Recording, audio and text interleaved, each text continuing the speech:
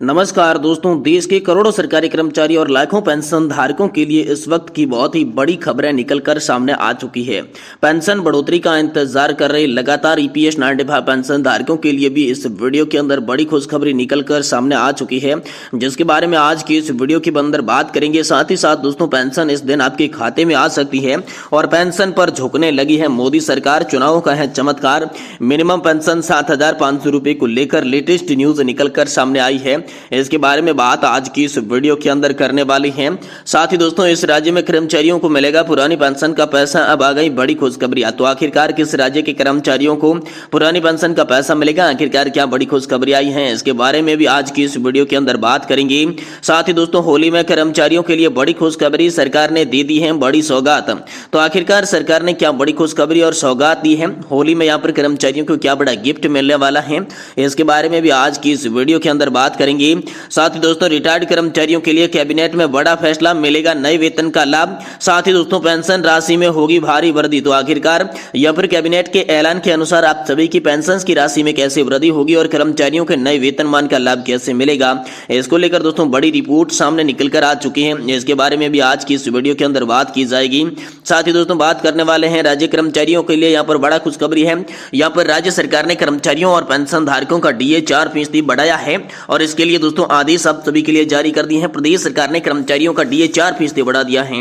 कर्मचारी और पेंशनर सभी को मिलेगा इसका लाभ। तो आखिर इसका लाभ सभी को कैसे मिलेगा, कब से मिलना शुरू हो जाएगा, इसके बारे में भी आज की इस वीडियो के अंदर बात करेंगे। साथ ही दोस्तों, यहाँ पर आप सभी के लिए बड़ी खबर निकल कर आ रही है। पुरानी पेंशन बहाली का बड़ा अपडेट आया है।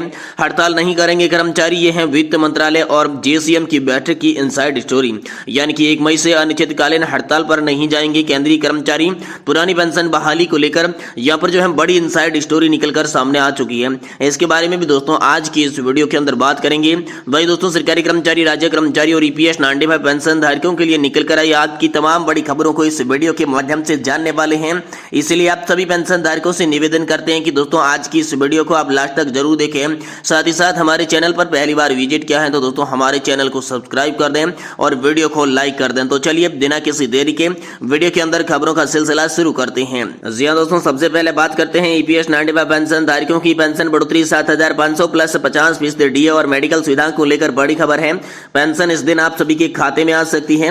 पेंशन पर झुकने लगी है मोदी सरकार। चुनाव का है चमत्कार। मिनिमम पेंशन 7,500 रुपए को लेकर लेटेस्ट न्यूज सामने आई है। यानी कि दोस्तों आप सभी के लिए 7,500 प्लस डीए की पेंशन के साथ साथ मेडिकल सुविधाओं को लेकर बड़ी खुशखबरी हो सकती है, क्योंकि चुनाव को देखते हुए, आम लोकसभा चुनाव को देखते हुए मोदी सरकार पेंशन की बात करने लगी है। पेंशन बढ़ोतरी की सहमति जताने लग चुकी है। ये दोस्तों चुनाव का चमत्कार है, क्योंकि चुनाव सर पर होने के कारण सभी पेंशन धारकों का यहाँ पर जो है मत हासिल करना चाहती है बीजेपी। इसलिए यहाँ पर पेंशन की बात बीजेपी करने लगी है। इसलिए दोस्तों कहा जा रहा है कि पेंशन पर झुकने लगी है मोदी सरकार। चुनाव का चमत्कार, यानी कि चुनाव को देखते हुए भी मिनिमम पेंशन 7,500 प्लस डीए के साथ साथ मेडिकल सुविधाओं को लेकर अब सभी के लिए मोदी सरकार जल्द ऐलान कर सकती है। इसको लेकर बड़ी खुशखबरी सामने आ चुकी है।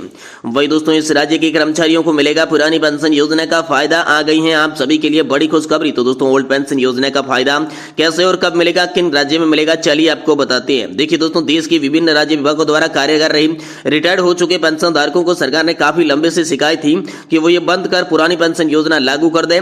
आपको बता दें कि सरकार द्वारा पुरानी पेंशन योजना को अप्रैल 2004 में ही बंद कर दिया था, जिसके बाद नई पेंशन योजना को तैयार करके वहां पर लागू कर दिया गया था। सरकार की इस घोषणा के बाद पेंशन भोगी संतुष्ट नहीं है और कई समय से पहले पुरानी पेंशन योजना की बहाल करने की मांग कर रही थी। ऐसे में रिटायर्ड कर्मचारियों की इस मांग को ध्यान में रखकर कांग्रेस शासित प्रदेश कर्नाटक ने पुरानी पेंशन स्कीम को लागू करने की घोषणा कर दी है। अतः सरकार ने नई स्कीम सोशल मीडिया पर बताया है। तो आइए हम जानते हैं इसके बारे में विस्तार से जानकारी की आखिर क्या लिखा है मुख्यमंत्री जी ने। जी दोस्तों, मुख्यमंत्री सिद्धारमैया ने हाल ही में सोशल मीडिया एक्स अकाउंट के माध्यम से ट्वीट करके लिखा कि हमारा आदेश जारी करते हैं कि राज्य के लगभग 13,000 कर्मचारियों को जिनकी नियुक्ति 2006 के बाद में हुई थी, तो इनके लिए दोस्तों पुरानी पेंशन योजना लागू की गई है।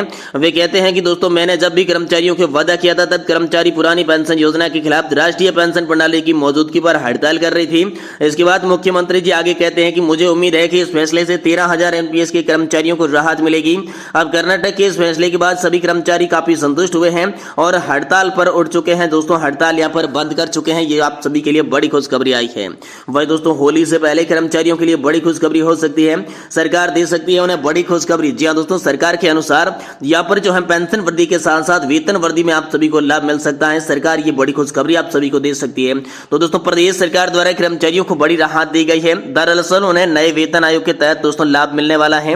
कैबिनेट की बैठक में इस प्रस्ताव को मंजूरी दे दी गई है। आपको बता दें कि लंबे समय से पेंशनर्स इसकी मांग कर रही थी। तो दोस्तों ऐसे में पेंशनर्स के लिए वेतनमान के तहत नए वेतनमान के तहत पेंशन की राशि उपलब्ध करवाई जाएगी। प्रदेश के विश्वविद्यालय में पेंशन धारकों के लिए राज्य कर्मचारी तरह के 7वें वेतन आयोग के अनुसार पेंशन का लाभ मिलेगा। कैबिनेट बैठक में प्रस्ताव को मंजूरी दे दी जा चुकी है, जिसकी दोस्तों यहाँ पर पेंशन में 500 रुपए से लेकर 8,000 रुपए तक का इजाफा देखने को मिलेगा। जी हाँ दोस्तों, अभी तक उन्हें छठे वेतन के अनुसार पेंशन की राशि उपलब्ध करवाई जा रही थी। अब 7वें आयोग का लाभ मिलेगा। उस हिसाब से पेंशन की राशि में दोस्तों भारी वृद्धि देखने को मिलेगी। ये बड़ी अपडेट हाल फिलहाल में आप सभी के लिए निकलकर सामने आ चुकी है। वहीं दोस्तों राज्य सरकार ने कर्मचारियों और पेंशनरों के डीए में 4% बढ़ोतरी का आदेश कर दिया है जारी। जी दोस्तों, प्रदेश के कर्मचारियों को यहाँ पर 4% डीए बढ़कर मिलेगा। वहीं कर्मचारी और पेंशन धारक दोनों को इनका लाभ मिलेगा। जी हाँ दोस्तों, प्रदेश की तरफ से कर्मचारियों के लिए आज आदेश जारी कर दिए गए हैं, जिसमें पेंशन बढ़ोतरी के बारे में कह दिया गया है। बड़ा तोहफा दे दिया है। प्रदेश सरकार ने कर्मचारियों और पेंशन धारकों के डीए में 4% बढ़ा दिया है। इसके लिए सरकार की तरफ से आदेश भी जारी कर दिए जा चुके हैं। केंद्र के द्वारा डीए बढ़ाने के बाद लगातार कर्मचारियों की मांग थी कि प्रदेश सरकार भी डीए बढ़ाए। सरकार के द्वारा डीए बढ़ाने का मतलब है कि महंगाई भत्ता बढ़ाया जाना है। सरकार के द्वारा महंगाई भत्ता बढ़ाने का मतलब है कि कार्यक्रम कर्मचारियों की सेनाती या फिर पेंशन मिलती है उसका सीधा सीधा इजाफा होना है, यानी कि महंगाई भत्ते से इस पूरे गणित को ज्यादा आसानी से समझा जा सकता है। असल में महंगाई भत्ते की दर जितनी ज्यादा होती है आपको उतनी ही वैल्यू अधिक मिलती है, गिर जाती है। यानी कि अगर आप सैलरी बढ़ाने की यहाँ पर स्पीड महंगाई दर से मैच नहीं करते हैं तो ये कहते कम है कि इसका साफ मतलब ये होता है कि आपकी कमाई कम हो जाती है। तो दोस्तों यहाँ पर जैसे डीए बढ़ेगा तो आपकी पेंशन और आपकी साथ ही साथ दोस्तों सैलरी बढ़ने वाली है। साथ ही साथ दोस्तों आज की इस वीडियो की आखिरी और बड़ी खबर की बात करें तो दोस्तों पुरानी पेंशन बहाली पर आप सभी के लिए बड़ा अपडेट आया है। हड़ताल नहीं करेंगे कर्मचारी, यह है वित्त मंत्रालय और जेसीएम बैठक की इनसाइड स्टोरी। जी दोस्तों, आप सभी जानते होंगे कि 1 मई से ही अनिश्चितकालीन हड़ताल की बात चल रही थी। इस बीच बड़ी खबर आई है कि 1 मई से अनिश्चितकालीन हड़ताल पर नहीं जाएंगे केंद्रीय कर्मचारी। इसको लेकर दोस्तों बड़ी खबर आई है। तो दोस्तों डिप्टी सेक्रेटरी जीएम के सदस्यों से अपील की है कि कमेटी पर विश्वास रखें। वित्त मंत्रालय की कमेटी फाइनल निर्णय पर पहुंचे, इसके लिए जेसीएम कुछ समय देना चाहती है। इसके चलते 19 मार्च को अनिश्चित हड़ताल का यहाँ पर जो है नोटिस प्रक्रिया को फिर से रद्द कर दिया जा चुका है। जी दोस्तों, देश में पुरानी पेंशन योजना को लेकर बड़ा अपडेट सामने आया है।